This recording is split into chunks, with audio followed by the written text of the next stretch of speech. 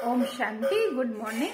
आज 5 नवंबर 2024 परमात्मा के महावाक्य हैं। मीठे बच्चे, ड्रामा की श्रेष्ठ नॉलेज तुम बच्चों के पास ही है। तुम जानते हो यह ड्रामा हुबहू रिपीट होता है। आज का प्रश्न है, प्रवृत्ति वाले बाबा से कौन सा प्रश्न पूछते हैं? बाबा उन्हें क्या राय देते हैं? जो प्रवृत्ति में है वो बाबा से क्या प्रश्न पूछते हैं और बाबा क्या सलाह देते हैं? तो उत्तर है, कई पूछते हैं बाबा हम धंधा करें। बाबा कहते हैं बच्चे धंधा भल करो लेकिन रॉयल धंधा करो।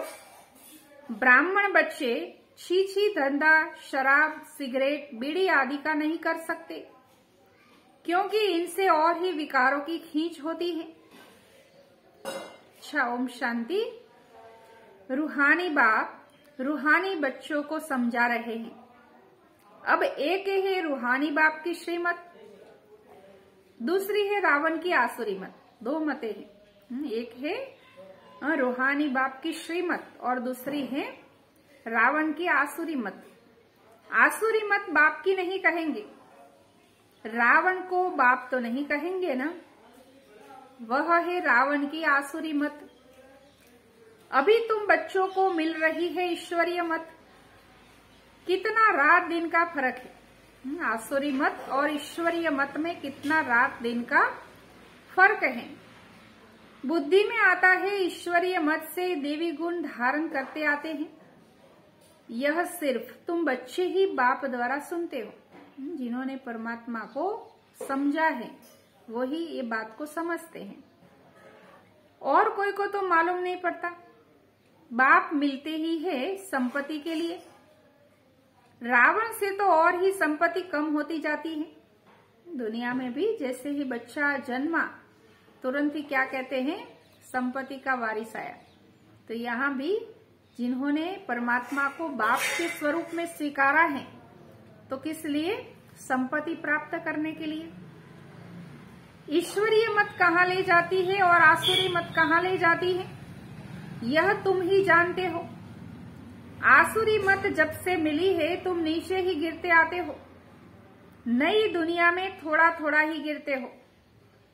गिरना कैसे होता है, फिर चढ़ना कैसे होता है, यह तुम बच्चे अभी समझ गए हो। सतयुग में है तो बाबा कहते आत्मा की उन्नति हुई है उस समय, और अभी सतयुग से लेकर अभी तक गिरती आ रही है। अभी श्रीमत पर तुम बच्चों को श्रेष्ठ मत मिली है, श्रेष्ठ बनने के लिए। तुम यहाँ आए ही हो श्रेष्ठ बनने के लिए। तुम जानते हो हम फिर से श्रेष्ठ मत कैसे पाएंगे। अनेक बार तुमने श्रेष्ठ मत से ऊंच पद पाया है, फिर पुनर्जन्म लेते लेते नीचे गिरते आए हो, फिर एक ही बार चढ़ते हो। नंबरवार पुरुषार्थ अनुसार तो होते ही है। बाप समझाते हैं टाइम लगता है। पुरुषोत्तम संगम युग का भी टाइम है ना, एक्यूरेट, पूरा एक्यूरेट। ड्रामा बड़ा एक्यूरेट चलता है। ड्रामा में कुछ ऊपर नीचे नहीं हो सकता। बाबा कहते बड़ा एक्यूरेट चलता है, बहुत वंडरफुल है। बच्चों को समझ में बड़ा सहज आता है। बाप को याद करना है और वर्षा लेना है बस। परंतु पुरुषार्थ करते हैं तो कईयों को डिफिकल्ट लगता है। पुरुषार्थ करने में कईयों को डिफिकल्ट लगता है। बाबा कहते हैं इतना ऊंच से ऊंच पद पाना कोई सहज थोड़ी हो सकता है। इतना ऊंचा पद इतना सहज नहीं हो सकता। बहुत सहज बाप की याद और सहज वर्षा बाप का है। परमात्मा जो भी वर्षा दे रहे हैं वो बहुत सहज है बस। परंतु पुरुषार्थ करते हैं तो कईयों को डिफिकल्ट भी लगता है। इतना ऊंच से ऊंच पद पाना कोई सहज थोड़ी हो सकता है। नर से नारायण, नारी से लक्ष्मी बनना कोई इतना सहज थोड़ी हो सकता है। बाबा कहते हैं बहुत सहज बाप की याद और सहज वर्षा बाप का है। सेकंड की बातें हैं, फिर पुरुषार्थ करने लगते हैं तो माया के विघ्न भी पड़ते हैं। रावण पर जीत पानी होती है। सारी सृष्टि पर इस रावण का राज्य है। अभी तुम समझते हो हम योग बल से किससे रावण पर जीत पाएंगे? योग बल से। हम योग बल से रावण पर हर कल्प जीत पाते आए हैं, परंतु पहले बाप को नहीं जानते थे, परमात्मा को नहीं जानते थे। तब तक रावण पर जीत पाने की बात ही नहीं थी। 5 विकार छोड़ना है वो कुछ पता ही नहीं था। आत्मा को जानते थे, कहते थे चमकता है प्रकृति के बीच में अजब सितारा। भक्ति में भी आत्मा के लिए तो कहते हैं कि प्रकृति के बीच में अजब सितारा चमकता है। आत्मा को जानते हुए भी बाप को नहीं जानते थे। कैसा विचित्र ड्रामा है। कहते भी थे हे परमपिता परमात्मा, याद करते थे फिर भी नहीं जानते थे। याद करते थे पर जानते नहीं थे, न आत्मा के ऑक्यूपेशन को न परमात्मा के। कोई का पार्ट ही नहीं। बाप ही खुद आकर समझाते। बाप भी अगर कोई रियलाइज करा न सके, जब तक परमात्मा ना आए तब तक कोई का पार्ट नहीं है कि परमात्मा को पहचान सके। गीता में भी कहा है ना, मैं जब आता हूँ तो स्वयं आकर स्वयं का परिचय देता हूँ। गायन भी है ईश्वरीय संप्रदाय, आसुरी संप्रदाय और देवी संप्रदाय है बहुत सहज, परंतु यह बातें याद रहे इसमें ही माया के विघ्न पड़ते हैं। ये सब बातें याद रखना बड़ा मुश्किल है, माया भुला देती है।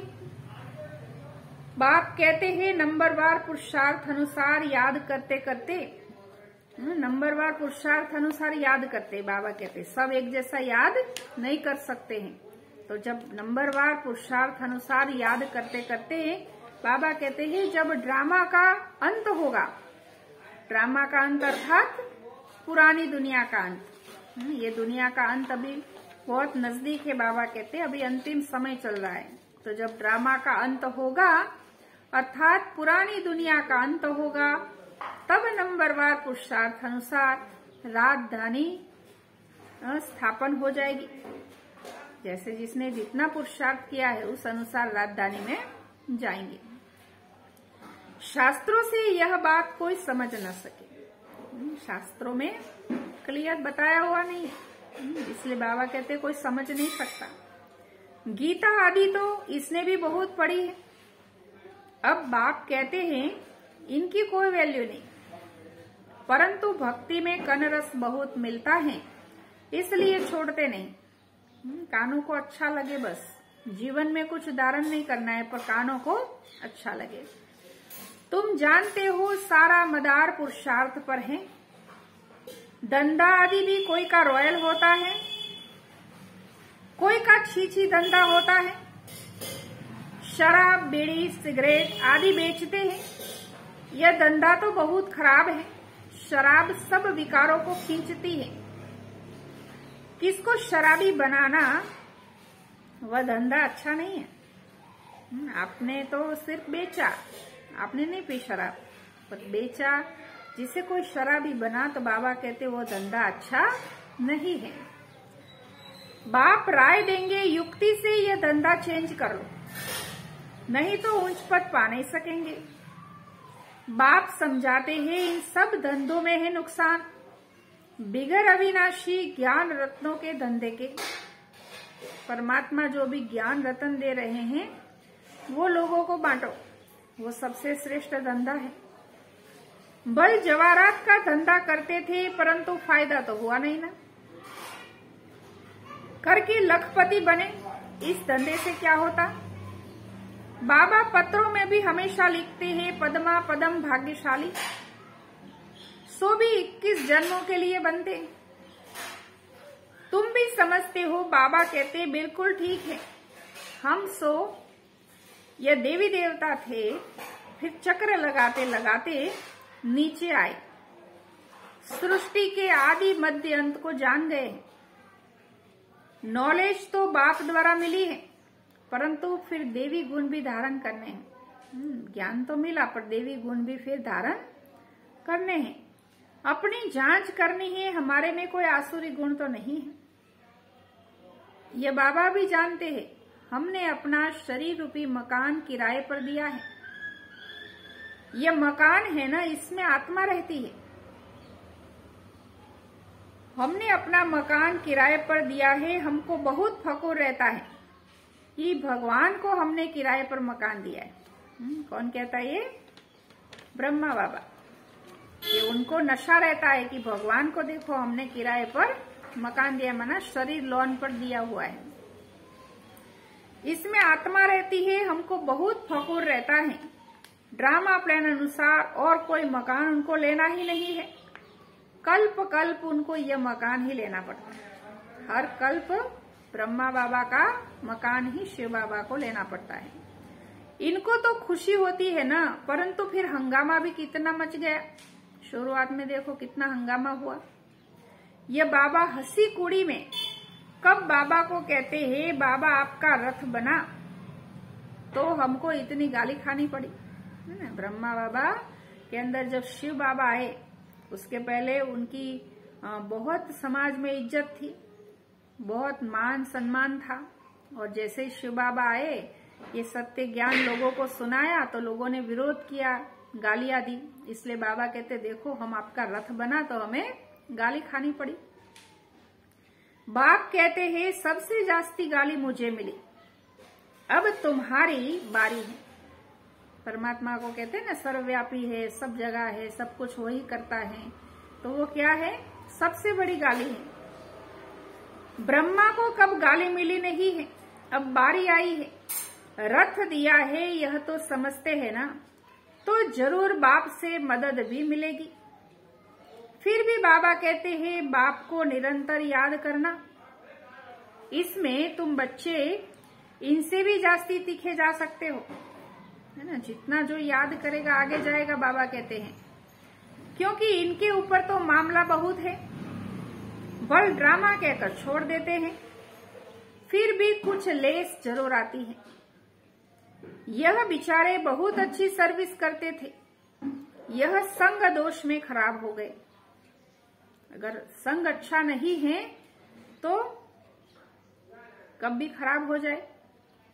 कितनी डिसर्विस होती है, ऐसा ऐसा काम करते हैं, लेस आ जाती है। उस समय यह नहीं समझते कि यह ड्रामा बना हुआ है। यह फिर बाद में ख्याल आता है यह तो ड्रामा में नूंद है ना। माया अवस्था को बिगाड़ देती है, तो बहुत डिसर्विस हो जाती है। सेवा नहीं करते हैं और ही डिसर्विस करते हैं। बाबा कहते हैं कितना अबलाव आदि पर अत्याचार हो जाते हैं। यहाँ तो खुद के बच्चे ही कितनी डिसर्विस करते हैं, उल्टा सुल्टा बोलने लग पड़ते हैं। अभी तुम बच्चे जानते हो बाप क्या सुनाते हैं, कोई शास्त्र आदि नहीं सुनाते। अभी हम श्रीमत पर कितना श्रेष्ठ बनते हैं, आसुरी मत से कितना भ्रष्ट बने थे। टाइम लगता है ना, माया की युद्ध चलती रहेगी। अभी तुम्हारी विजय तो जरूर होनी है। यह तुम समझते हो शांतिधाम सुखधाम, पर हमारी विजय है ही। कल्प कल्प हम विजय पाते आए हैं। इस पुरुषोत्तम संगम युग पर ही स्थापना और विनाश होता है। ये सारी डिटेल तुम बच्चों की बुद्धि में है। बरोबर बाप हमारे द्वारा स्थापना करा रहे हैं, फिर हम ही राज्य करेंगे। बाबा को थैंक्स भी नहीं देंगे, राज्य करेंगे तब भूल जाएंगे बाबा को। बाप कहते यह भी ड्रामा में नूंद है। मैं भी इस ड्रामा के अंदर पार्टधारी हूं। ड्रामा में सबका पार्ट नुदा हुआ है, सबका पार्ट नुदा हुआ है। बाबा कहते हैं शिव बाबा का भी पार्ट है, हमारा भी पार्ट है। थैंक्स देने की बात नहीं। शिव बाबा कहते हैं मैं तुमको श्रीमत दे रास्ता बताता हूं और कोई बता न सके। मैं बताता हूं, बाबा कहते मेरे सिवा और कोई बता न सके। जो भी आए बोलो सतो प्रधान, नई दुनिया स्वर्ग थी ना। उनको ये समझाओ कि पहले स्वर्ग था। इस पुरानी दुनिया को तमो प्रधान कहा जाता है। फिर सतो प्रधान बनने के लिए देवी गुण धारण करने हैं, बाप को याद करना है। मंत्र ही यह है, मन मना भव। कौन सा मंत्र दिया बाबा ने? मन मना भव, मध्याजी भव। बस यह भी बताते हैं मैं सुप्रीम गुरु हूं। तुम बच्चे अभी याद की यात्रा से सारी सृष्टि को सदगति में पहुंचाते हो। जगत गुरु एक शिव बाबा है जो तुमको भी श्रीमत देते हैं। तुम जानते हो हर 5000 वर्ष के बाद हमको यह श्रीमत मिली है। चक्र फिरता रहता है। आज पुरानी दुनिया है, कल नई होगी। आज कलयुग है, कल सतयुग आने वाला है। तो बाबा कहते हैं पुरानी दुनिया से अभी नई दुनिया बनने वाली है। इस चक्र को समझना भी बहुत सहज है, परंतु यह भी याद रहे तो कोई को समझा सके। कला काया माया ले लेती है, सब कला निकाल कला रहित कर देती है। अभी किसी में कोई कला रही नहीं। बाबा कहते सब कला विहीन हो गए हैं। विकार में ऐसे फंस जाते हैं, बात मत पूछो। अभी तुमको सारा चक्र याद है। तुम जन्म जन्मांतर विश्यालय में रहे हो, हजारों पाप करते आए हो। कितने जन्म लिए हैं। बाबा कहते हैं सबके आगे कहते हो जन्म जन्म के हम पापी हैं। हम ही पहले पुण्यात्मा थे, फिर पापात्मा बने, अब फिर पुण्यात्मा बनते हैं। अब फिर पुण्यात्मा बनना है, यह तुम बच्चों को नॉलेज मिल रही है। पुण्यात्मा बनना है, यह नॉलेज याद रखनी है, क्योंकि जन्म जन्मांतर तो पापात्मा थे, अभी हम पुण्यात्मा बन रहे हैं। फिर तुम औरों को दे आप समान बनाते हो। गृहस्थ व्यवहार में रहने से फर्क तो रहता है ना। वह इतना नहीं समझा सकते जितना तो बाबा कहते हैं आप अच्छी तरह से सबको समझाओ। क्या समझाओ? घर गृहस्थ में रहते हुए भी परमात्मा को याद करने से आत्मा पवित्र बन सकती है। परंतु सब तो नहीं छोड़ सकते। बाप खुद कहते हैं गृहस्थ व्यवहार में रहते कमल फूल समान बनना है। सब छोड़कर आवे तो इतने सब बैठेंगे कहाँ? कईयों को लगता है कि सबको लेके जाएंगे। बाबा कहते हैं सबको कोई घर बार छोड़ के नहीं आना है, घर में रहकर ही करना है। बाप नॉलेज फुल है, वह कुछ भी शास्त्र आदि पढ़ते नहीं है। शिव बाबा को शास्त्र पढ़ के सुनाने की जरूरत नहीं, वो खुद नॉलेजफुल है। ये शास्त्र आदि पढ़ा था मेरे लिए तो कहते हैं गॉड फादर इज नॉलेजफुल। परमात्मा के लिए ऐसे कहा जाता है कि परमात्मा जो है वो ज्ञान का सागर है, नॉलेजफुल है। उनको कोई शास्त्र पढ़ के सुनाने की जरूरत नहीं है। मनुष्य यह भी जानते नहीं है कि बाप में क्या नॉलेज है। अभी तुमको सारी सृष्टि के आदि मध्य अंत की नॉलेज है। तुम जानते हो यह भक्ति मार्ग के शास्त्र भी अनादि हैं। भक्ति मार्ग में ये शास्त्र भी जरूर निकलने। जब फिर भक्ति मार्ग आएगा तो फिर से ये शास्त्र आदि निकलेंगे। कहते हैं पहाड़ टूट गया फिर बनेगा कैसे? परंतु यह तो ड्रामा में है ना। शास्त्र आदि ये सब खत्म हो जाते हैं, फिर अपने समय पर वही बनते हैं। द्वापर युग आएगा तो फिर से शास्त्र बनना शुरू हो जाएंगे। हम पहले पहले शिव की पूजा करते हैं, यह भी शास्त्रों में होगा ना। शिव की भक्ति कैसे की जाती है, कितने श्लोक आदि गाते हैं। तुम सिर्फ याद करते हो शिव बाबा ज्ञान का सागर हैं, वह भी हमको ज्ञान दे रहे हैं। बाप ने तुमको समझाया है यह सृष्टि का चक्र कैसे फिरता है। शास्त्रों में इतना लंबा चौड़ा गपोड़ा लगा दिया है जो कब स्मृति में भी आ न सके। हजारों लाखों वर्ष कह दिए जो कभी स्मृति में भी नहीं आ सकता। तो बच्चों को अंदर में कितनी खुशी होनी चाहिए। है ना। ये ज्ञान सुनते हुए खुशी होनी चाहिए कि हमें सत्य परिचय मिल गया है, परमात्मा का आदि मध्य अंत का हमें पता चल गया है। बेहद का बाप हमको पढ़ाते, इस बात की खुशी होनी चाहिए। गाया भी जाता है student life is the best, विद्यार्थी जीवन सबसे अच्छा जीवन होता है। जब पढ़ाई करते हैं ना बच्चे, वो निश्चिंत होते हैं सब तरफ से, जिम्मेवारियों से, इसलिए ऐसा कहा गया है। तो बाबा कहते हैं आप भी अपने को स्टूडेंट समझो।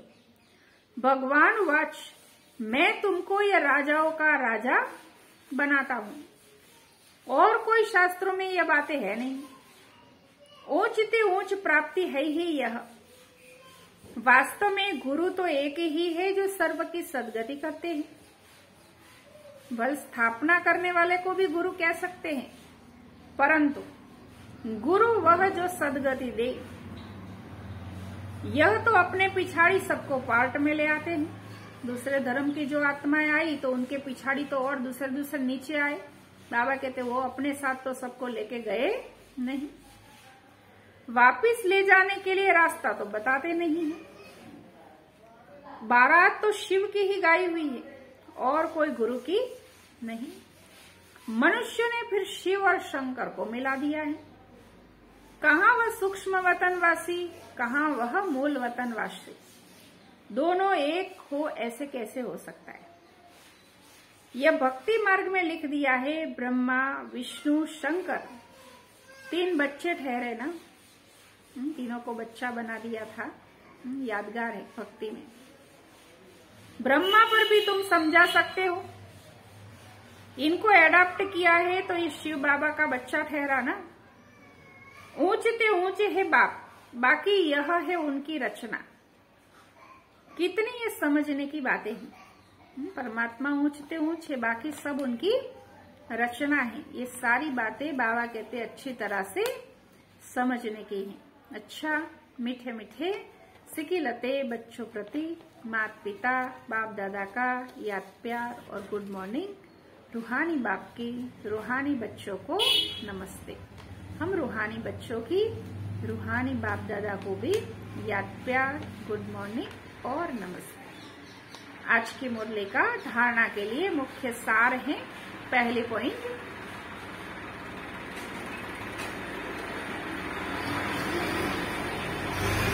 अविनाशी ज्ञान रत्नों का धंधा कर 21 जन्मों के लिए पद्मा पदम भाग्यशाली बनना है। अभी अविनाशी ज्ञान रत्नों का धंधा करेंगे तो 21 जन्म के लिए पद्मा पदम भाग्यशाली बन जाएंगे। बाबा कहते हैं अपनी जांच करनी है, हमारे में कोई आसुरी गुण तो नहीं है। हम ऐसा कोई धंधा तो नहीं करते हैं जिससे विकारों की उत्पत्ति हो। दूसरी पॉइंट है, याद की यात्रा में रहे सारी सृष्टि को सदगति में पहुंचाना है। एक सतगुरु बाप की श्रीमत पर चल आप समान बनाने की सेवा करनी है। ध्यान रहे माया कभी कला रहित न बना दे, ये बात का ध्यान रहे। आज का वरदान है, बुराई में भी अच्छाई का अनुभव करने वाले निश्चय बुद्धि बेफिक्र बादशाह भव। बुराई में भी कुछ अच्छाई है ऐसा अनुभव करो तो बेफिक्र रह सकते हो। सदा ये स्लोगन याद रहे कि जो हुआ, अच्छा है और अच्छा ही होना है। बुराई को बुराई के रूप में न देखें, लेकिन बुराई में भी अच्छाई का अनुभव करें। बुराई से भी अपना पाठ पढ़ ले। कोई भी बात आए तो क्या होगा ये संकल्प ना आए, लेकिन फौरन आए कि अच्छा होगा। बीत गया अच्छा हुआ। जहां अच्छा है वहां सदा बेफिक्र बादशाह है। निश्चय बुद्धि का अर्थ ही है बेफिक्र बादशाह। आज का स्लोगन है, जो स्वयं को व दूसरों को रिगार्ड देते हैं उनका रिकॉर्ड सदा ठीक रहता है। अच्छा, ओम शांति।